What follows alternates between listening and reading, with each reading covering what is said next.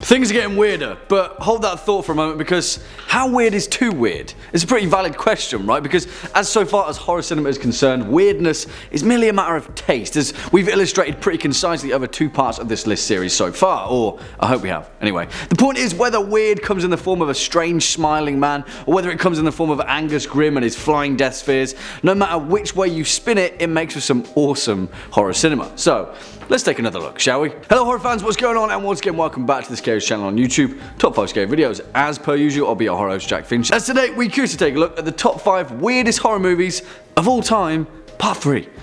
Roll the clip.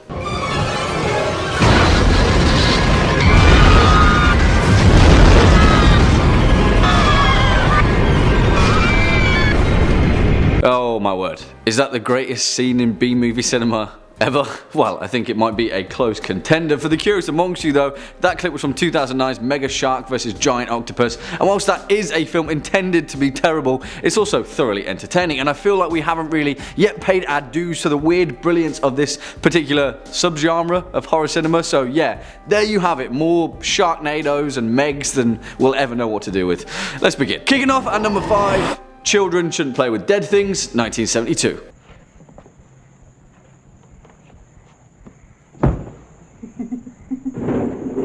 It's customary to carry the corpse over the threshold.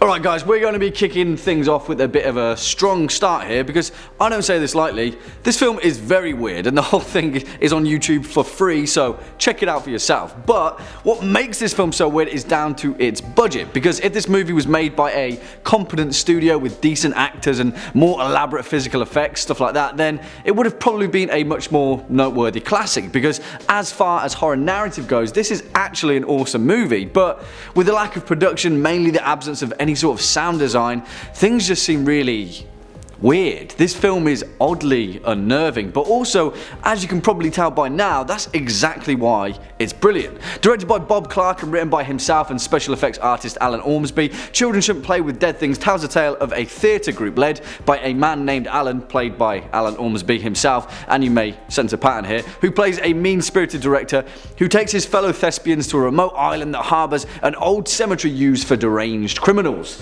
Why? Well, Alan is a sociopath and he wants to have a bizarre night of fun and games with his theatre troupe, which of course involves digging up the deceased criminals, orchestrating an ancient ritual with a grimoire, and raising the dead.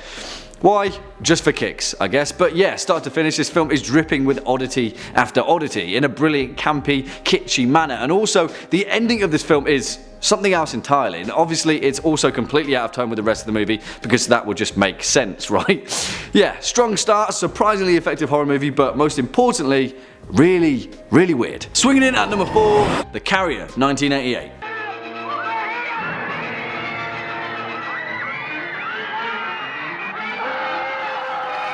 What did this? The book was in his hand. Jeez. Alright, yeah. Lay on the weird, because again, this movie is freely available on YouTube in all its full glory, and if you want to see weird, just watch this film and then come back to me. My word, where do we even begin? I suppose that we should establish the fact that in many ways 1988's The Carrier is perhaps the best bad movie ever made. And yeah, I know that there are a lot of them, but sheesh, this movie is so much fun. And on that note, it's also a sheer force of will that this film was even created. This is the only film ever made by the writer and director Nathan J. White, but my word, this man's imagination is perhaps the most incoherent and yet brilliant thing ever gifted to weird horror cinema. Really, this film makes no sense, but it also makes perfect sense, in that if you watch this movie in the right setting with friends and perhaps a few alcoholic beverages, you will have a lot of fun. I'm pretty sure of it. The Carrier is a story, if you could call it that, but it's more of a social study in a strange, panoramic, paranoid descent into feline-based chaos. It tells the tale of the sleepy Midwestern town of Sleepy Rock and a young outcast named Jake who, well, he lives alone in his shack following the death of his parents, of which the rest of the town have made him an outcast, believing that he killed them himself. Yeah, strong start, but then Jake gets attacked by a strange, ravenous beast out in the wild, and then he becomes infected by some strange infection? Maybe? But anyway, the point is whatever Jake touches then becomes infected and then slowly melts. And then, of course, there's all the feral cats roaming about the town. Oh, did I mention that there were feral cats? Because there are more than enough throwaway lines about the feral cats in town. And listen, none of this is the weirdest part of this movie. Trust me, because if you didn't expect this to be some form of strange, apocalyptic pathogen movie. I don't know what to tell you anymore. I really don't. Next up at number 3, Extro, 1982.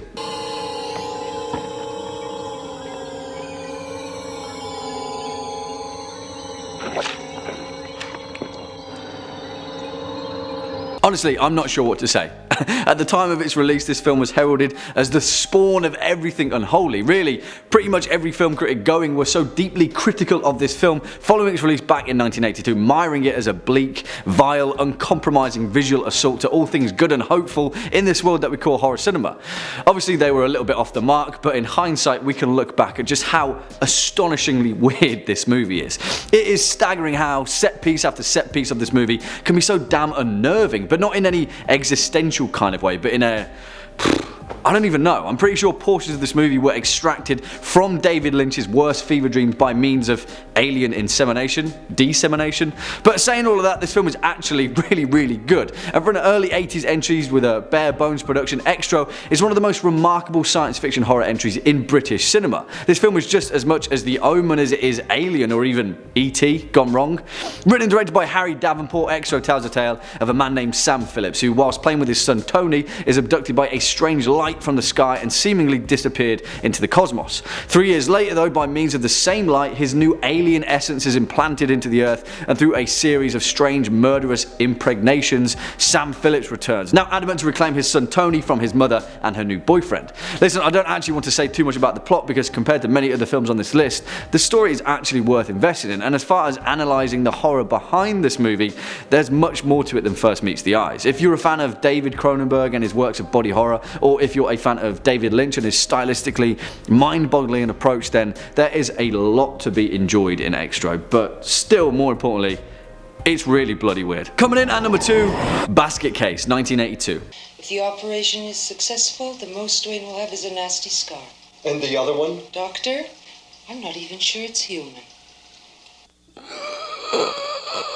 And to continue on with the theme of remarkably strange movies that are actually really good, we have to give credit to 1982's Basket Case. Listen, this movie is cheap. It's full of all the gross gore and gonzo goings on that its subsequent poster work and marketing spiel promised it to be. It's cheaply made, literally, on a shoestring 35-grand budget, and for the most part, the acting in this movie is terrible. But I'll be damned if this weird little oddball of a visual oddity doesn't have heart. And yeah, whilst that heart might be partially pumped by a deformed, conjoined, basket-bound brother with a particular chip on his shoulder, or lack thereof, 1982's Basket Case is perhaps the definition of weird horror being awesome. Written and directed by Frank Hanenlotter, an icon of exploitation horror cinema and the man responsible for Brain Damage and Frankenhooker, which are also noteworthy, Basket Case is relatively straightforward assault of the senses. It tells a tale of Dwayne Bradley, a seemingly normal kid but one that harbours a deep dark secret. His brother, Belial, who he keeps locked in a wicker basket. You see, at birth both Dwayne and Belial were conjoined twins, although you could say that Dwayne got all the looks. Against their will, the twins were surgically separated at an early age, and now in adulthood, Dwayne is bound to carry his brother around in a basket. Because of the separation, Belial deeply resents being cut off from his seemingly normal brother, and though he seeks revenge on the doctors responsible for their separation, Dwayne is bound to do all the heavy lifting. Honestly, it sounds pretty crazy, and it is, but there are some genuine moments of character development in this movie, and for an early 80s exploitation movie, believe me, that is a rare thing. It's sleazy, it's oddly compelling, but more importantly, it's just a boatload of fun. This is one of those films that knew from the beginning that its weirdness would be its strength, and it doesn't disappoint. And finally, coming in at number 1 spot, Naked Lunch, 1991. What do you mean it's a literary high? It's a Kafka high. You feel like a bug. Metamorphosize. Hell yeah. Because talking of films that didn't disappoint, I think this may well be the perfect place for David Cronenberg's 1991 twisted tale of charm and revelry, the insane Naked Lunch. Really, I'd love to put this movie on an all-time list of all-time classics, but it feels right to stick it on a weird list, and my word, is it weird. Also, if you're looking for something mind-bending to read, make sure to check out the remarkable 1959 novel of the same name by William S. Burroughs, which this movie is of course based upon. And who better to take that twisted tale of charm and cynicism than the legendary David Cronenberg, because whether it's grotesque bio typewriters or talking insectoid case officers, Cronenberg is the man to deliver them. I almost don't want to say anything about this film's plot, if you could even call it that, because the land of A to B to C is more like Z to J to P in this case. That's not to say that the writing behind this film isn't phenomenal, by the way, because Cronenberg's screenplay is truly brilliant, which obviously goes without saying in regard to his source material, and it's all topped off by some truly remarkable performances by Peter Weller and Judi Davis.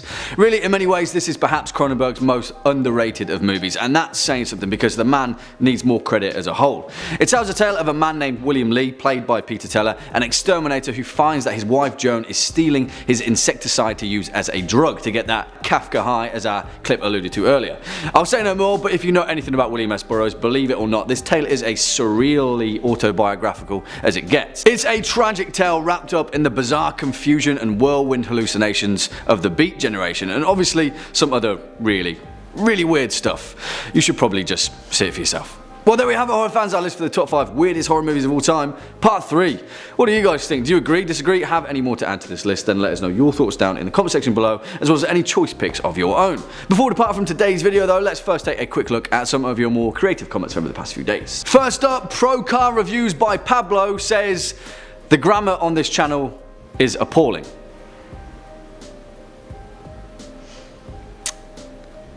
You know what, Pro Car Reviews by Pablo, I've heard some pretty mean remarks in my day, but this one cuts the deepest. That hurts, man. That really hurts. Well, on that note, sorry guys, I'm trying to keep it together. On that note, that's unfortunately all we've got time for in today's video.